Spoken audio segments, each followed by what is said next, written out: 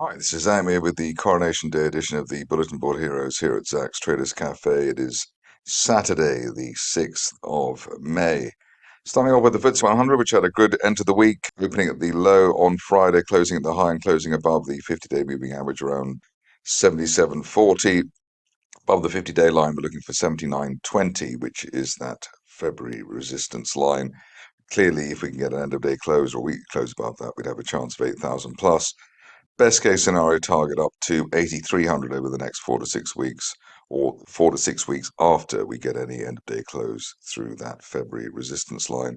On the downside, don't really see much worse or anything much worse than April support there around 76.30. If you're cautious, you might just wait for the RSI to get back above the neutral 50 level, though it was near as damn it on Friday, 49.5, etc., etc.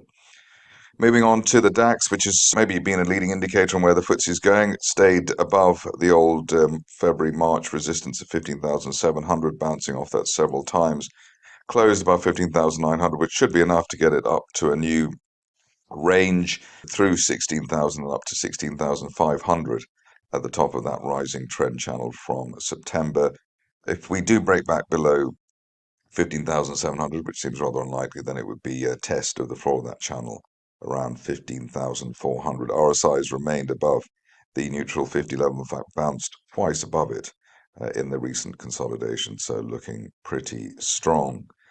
On to the Dow, and this was the weak link out of the big three. Here we had a test of the 50-day moving average. I suppose it was actually about the same as the FTSE, but felt worse. Here we have a situation where the bounce off the 50-day line looks quite solid. 50-day line also rising now, which should be helpful. And in fact, Friday was also a gap close buy signal, so the gap down on Thursday well filled on the close on Friday, so looking pretty good there. Still waiting for that elusive and proper end of day close above the April 2022 resistance line there around 34,100. Obviously, we had that bull trap earlier in the week and then came back, but it's all part of the normal thing that you see on the markets. The other thing to note now, just like in the case of the FTSE, the February to May price action here looks like an inverted head and shoulders. We break that neckline through 34,000 and we would have an implied move of about 2,500 points, which is actually the top of that rising trend channel from September. We could see that perhaps as soon as the end of this month, but at maybe 4 to 6 weeks, the right time frame if everything goes well. At this stage, the worst we can we're really looking at is a return to 33,000 and the rising 50-day moving average. On to Bitcoin, where has been quite sturdy compared to the indices here. Still toying with the 50-day moving average area, but the good thing there is that that blue line there is still rising well. Want to see a proper clearance of that triangle, i.e. the April triangle, so that means really we're looking for an end-of-day close through 29,700, ideally 30,000 to give us a potential 34,000 target by the end of this month. And that is a line of resistance at the top of that broadening triangle from June last year. On to the stocks, and starting off with Blencowe, which has had many false dawns and been a rather rocky ride as well since November. Peaked at 7.5, then came back down to 4, or actually under 4. But this time looks like we're up and away. We've had an island reversal there, bear trap island reversal for March, April, which is a very strong signal. Very strong candle on Friday as well, opening at the low, closing at the high, and at a near-term high as well. I think that's the highest it's been since November. Basically above 6 pence, we're looking for 7.5 pence to retest that November resistance. And if you're a fan of the shares and looking for this to be the final breakout, then we're looking at that April 2020 resistance line projection up to 11 pence, perhaps as soon as the end of next month if we stay above the 6 pence level. So feeling rather more bullish on Blencowe for quite some time.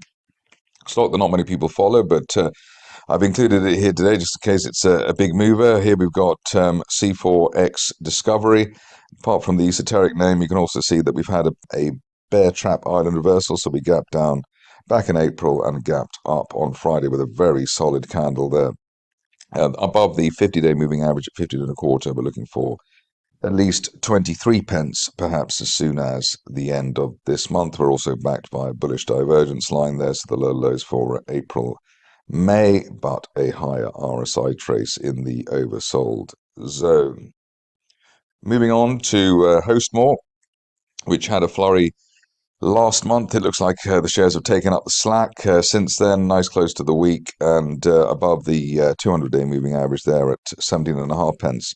Looking for a move up towards 29 pence as soon as the end of next month. Nice neckline break there this week, and the neckline there around January resistance around 17 pence to go with the 200-day moving average break, and at a very extended bullish divergence line in the RSI window to back the move higher. The 50-day line also rising, and that tends to be a decent signal on these situations. Moving on to Inspec, and or Inspecs rather, here we've got a rising trend channel from November. It broke above the 200-day moving average this week, and above that at £1.15, we're looking for as high as £1.80 as soon as the end of next month. Punchy call there, but I think the shares have done their bit, especially with the near-term consolidation above that old February resistance. So looking pretty good there. And the rally started here with bullish divergence, then that break of that resistance line there from November around the 45 pence level, and we haven't really looked back since sideways consolidation, etc., etc. Onto a stock which seems to be leakier than the civil service at the moment, Fox Marble. Lots of people telling us how good it is, etc., etc., for various reasons. We'll find out whether they're correct or not. But the break of 1.4 pence there, which was January resistance last year, set up a target up towards 1.8, which we nearly hit. For some reason, the share is very active in the last half an hour of trading on Friday, which you would not expect given that we have all the festivities today.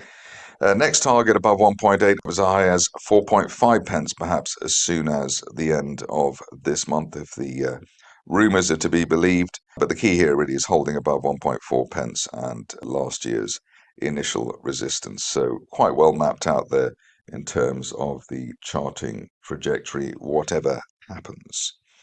On to Kefi, which is something of a punter's favourite, and here slowly building. We had our initial target there around a penny, and we had new support there coming in around the mid to upper 80s, above the 50-day moving average, not only looking for a penny, maybe even up to 1.1 pence, but also looking for that steeper resistance line projection as high as 1.4 pence, perhaps as soon as the end of next month. The reason for the relative optimism at the moment, even though the shares haven't really moved, is the persistent bounces for the RSI indicator at and above the neutral 50 level. That tends to be a continuation signal, and that's helped along by the rising 50 and 200-day moving averages. Requested stock next is Mirriad, which I know that some people went long initially and then went short, but maybe the time to go short is finished now, given the way that we've had that pullback from was it nearly 6.25 down to 3.25, quite painful really. Reasonable close on Friday, right at that old February resistance around 4.25 pence, and I think above 4.25, one could be looking for not only a retest of the 6.25 pence peak, but even up to 7.25 pence at the top of that broadening triangle from December. And at this stage, only really an end of day close back below 3.25, suggesting that it's all over in terms of recovery. The other points to note there are the bullish divergence there and that unfilled gap to the upside, which started this move. Unfilled gaps to the upside, if they're not filled quickly, tend to be signs that there will be a decent ongoing move in a stock. But the key here really holding above 3.25 pence, and ideally staying above 3.5. Next situation is another stock which has been requested, and here we've got Oriole Resources. Nice broadening triangle there from July last year. Interesting that the current setup is that we're probably about a week away from a golden cross, buy signal between the rising 50 and 200-day moving averages. The run up to the golden cross tends to be the strongest part of the cycle, and so we'll be hoping for the shares and some momentum to kick in over the course of this week. Above the recent support there around 0.19, looking for as high as 0.4 pence ideally by the end of next month. But at least we should hopefully get a retest of the mid to upper 20s we've seen just to start May. On to power metals, where we can celebrate the return of Bill Brodie Good to the market. He's joined as a NED that was announced at the end of the week. Support for the shares, the main support here around the old July support area around 0.78, and really want to see that hold over the next few days to then allow the shares to resume their progress within that falling trend channel back up to the 1p area. But the key here, holding that old July support.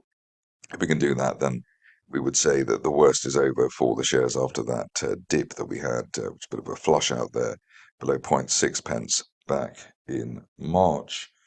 Just a couple of, well, just a few stocks to go now. First one is San Leon, which is looking rather more chirpy. Here, the reason for saying that is that we've got and had good consolidation at and around the 50-day moving average. Also, multiple bounces off the neutral 50 RSI level, which, as I said earlier, tends to be a continuation signal on a recovery. And all we're looking for here really is probably an end of day close through 28p to give us a move back up to that the top of that broadening triangle from back in August last year, as high as 36p. Looking for that at least by the end of next month. And as I said, with other stocks today, strong candle on Friday, so that is quite encouraging. Onto a stock which has been battered by the cynics and other people over the last few years. Very hard indeed. It's sort of seems to be rather unfair that companies have to go through all that sort of stuff, as well as trying to go about their daily business. But a nice, obviously a very good close to the week, breaking above the 200-day moving average at 0.07.5, above 0.1, which is where we closed on Friday. We're looking for as high as 0.18. Obviously, wait to see whether we do close above 0.1 before trying to pencil in a retest of that old spike that we had last summer at 0.18. But at least while we're above the 200-day line here at 0.7.5, we are looking for a little bit more on the recovery side there at SupplyMe. Finishing off with another stock which has had mud slung in it, but happily the shares have recovered rather well over the last couple of months, breaking through the 200-day line, the grey line there at 1.19p at the second time of asking. And the view now is that the longer we stay above that old March peak, 1.5p, the greater the chance of a move back to 2.5p, which would take the shares back to where they were last summer. That's it for me today. Maybe something on Monday just to while away the bank holiday as well. But in the meantime, thank you very much indeed.